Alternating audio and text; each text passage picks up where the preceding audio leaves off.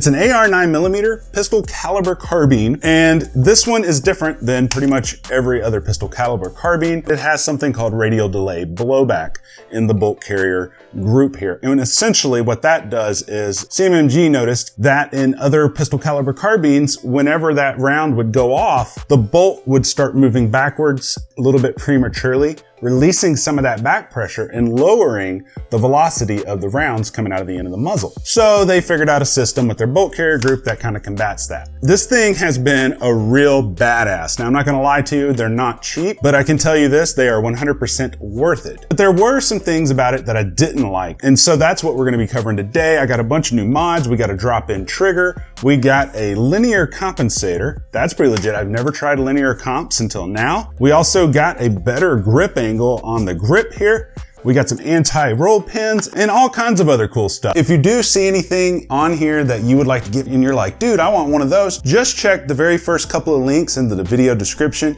It will take you to other places where this video is being hosted where I'm allowed to post the links. Right off the bat, let's just go over what has changed on the CMMG Banshee. Number one, we got a Mission First Tactical pistol grip right here. This one has a little bit better of an angle on it than the grip that came with it. This one originally came with the Magpul Mo grip. It was the standard plastic version.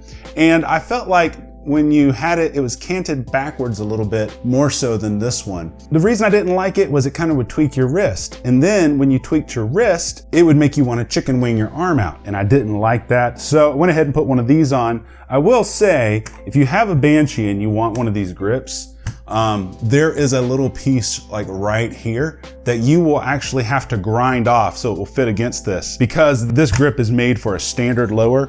And as you can see, this one is a CNC lower. So there's no little notch there for that little piece to go into. So you'll have to do a little bit of grinding. I just took a Dremel to it, no problems. Next up, we have this Vendetta Precision hand stop. We had this in the video, in the first video, but so far this thing has been awesome. It is held on really tightly like a dream. So I have nothing but great things to say about that as well. This is considered a hand stop and not a foregrip because you can only really get your fingers around it. A foregrip is something you can put your entire hand around, and this just would not be comfortable doing that. The next modification we did was this linear compensator from Call Valley Precision. You can see the front of it there. This one directs all the energy forwards so that all the muzzle blast goes that in the down range instead of to your sides or back at you. I've actually had that happen with, I think, the VG6 Epsilon. It had a real short barrel, a little bit longer than this, but the concussive forces from that would hit you in the sinuses and it felt like you got punched in the nose. It wasn't fun. So far, this has been running pretty good. I actually have this one on with some blue Loctite because it didn't come with a crush washer. It's holding on like a champ, so I got nothing but great things to say so far about that. You'll notice right here, we got these anti-walk pins from Elftmann Tactical, and then we got this trigger from Elftmann Tactical. Something to keep in mind with the AR-9s is not all of the aftermarket triggers are going to be compatible with it. And what I mean by that is this bolt is traveling at a different velocity than on a 223, 556, things of that nature.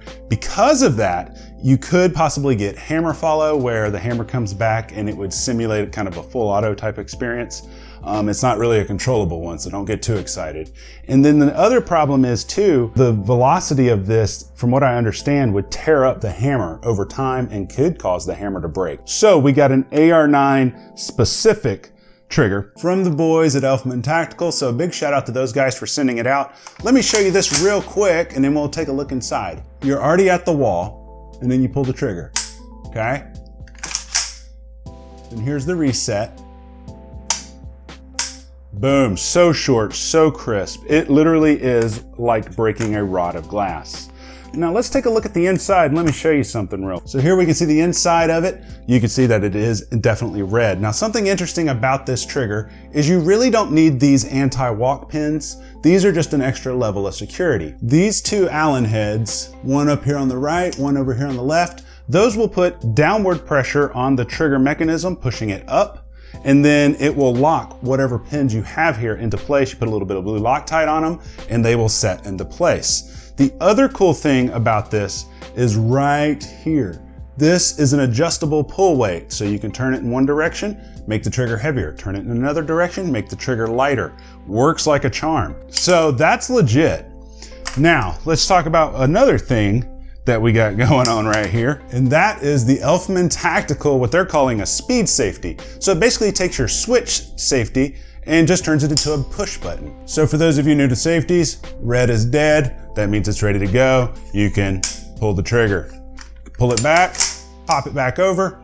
Now we're in the safe. It's kind of interesting and it's a little bit different. I don't know how I 100% feel about this safety yet, but so far it seems all right. I think it needs a little bit of breaking in. I feel like the detent spring in it is really strong. And so I'm still gonna have to put some more rounds through it until I can make a final decision about this safety. I will say it's a little bit of an adjustment getting used to it because I'm so used to having a flip safety.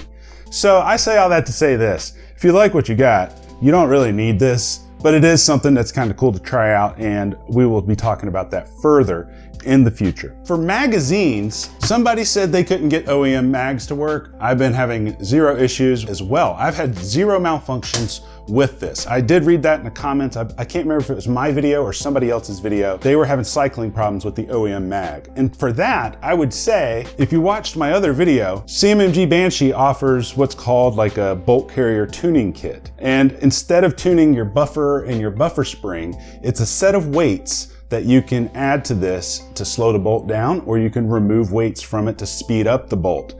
If you're having problems with that, I would highly suggest getting that tuning kit, because the person I know that made that comment has a CMMG Banshee. But so far, no malfunctions. With all that being said, let's jump up top real quick. Let's talk a little bit more about this red dot. Let's talk about weapon mounted lights. Then we're gonna talk about any other types of future mods that I would do to this, what I think about the CMMG Banshee as a whole, and then my final impressions of it. Back up top, the CMMG Banshee. What do I have to say about it? I think this thing has seriously impressed me. When you're shooting this, it shoots super flat even without the linear comp on it. Also, it shoots super fast. It's really easy to do that. That radial delay blowback makes a huge difference on the recoil impulse. Now, don't get me wrong, I love my Angstat Arms 9mm AR build that we did about a year ago. If you haven't seen those videos, I'll put a playlist below. This takes it kind of just to the next level.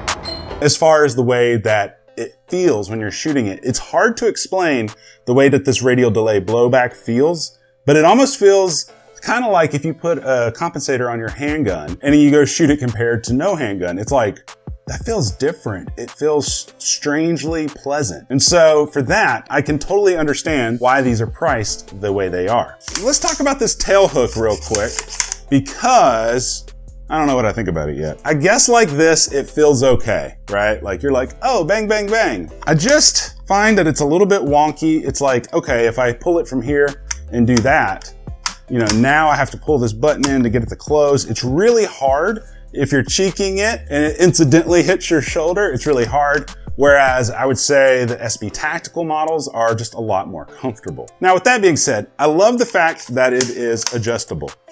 Just like that, that is awesome. However, with all that being said, it's a little bit loose. You see that? Let me back it off.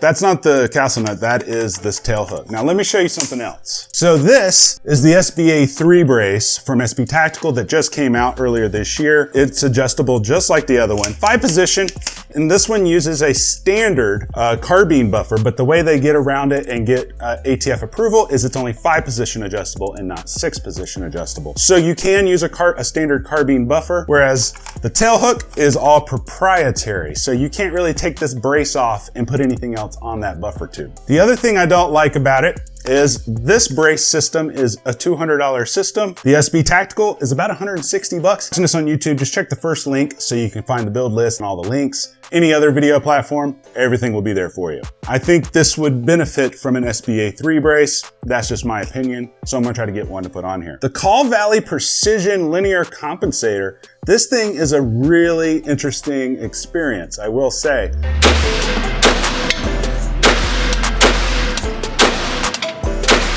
I like how it adds a little bit of length to it, almost kind of like, you know, a suppressor. This thing didn't really need a compensator, but with that being said, this one changes the feel of it a little bit, and I haven't really decided 100% if it's for the better or for the worse. I don't think it's for the worse, but I don't know how much benefit this actually adds to this gun. Here in the near future, I will take this off. I will go put it on my other AR-9 because it doesn't have radial delay blowback, and I'm gonna see if I notice a difference with that. But these things are dirt cheap. They're like $39 plus coupon codes. I mean, you can't go wrong with these. And then the Elftmann Tactical AR-9 Trigger. This thing is a beast. And I showed you up close, super easy. You can just adjust the weight, anti-roll pins, and then if you want, you can get the additional braces that go on the roll pins. And that way, it's just a little extra level of security so they don't back out on you. And this thing is badass. You saw the pull weight, you saw the take up and the reset. Now, moving forwards, what do we think we're gonna do?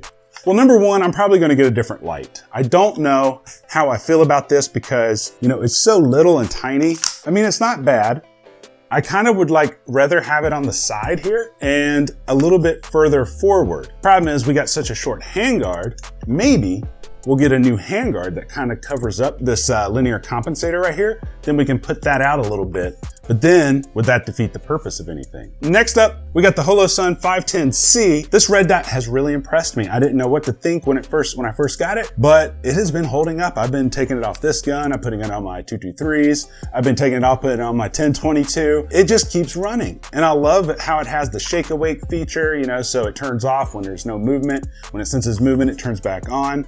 And it's held zero like a champ. Moving forward, I don't know. I might get a little bit of a longer handguard. If I do, I'll probably keep this light. If I don't, I'm gonna try to find a different light option. Down in the comments, if I was gonna keep this handguard, which light would you put on it? Because I'm not very well versed with weapon lights for rifles. Pistols, I'm getting there, but not with rifle stuff. So let me know which one you would put on with this handguard. And then, what other mods would you do to this, if any? I would just love to hear your guys' feedback. Overall, I have zero regrets about this gun. I have zero regrets about any of the mods that are on here. The only thing that I just don't particularly care for is this tail hook. However, it's not that bad. I'm just nitpicking. But anyways, guys, if you like this video, just go ahead and hit the like button. Go ahead and hit the subscribe button if you're not already. But until next time, I love you, and you guys stay sexy.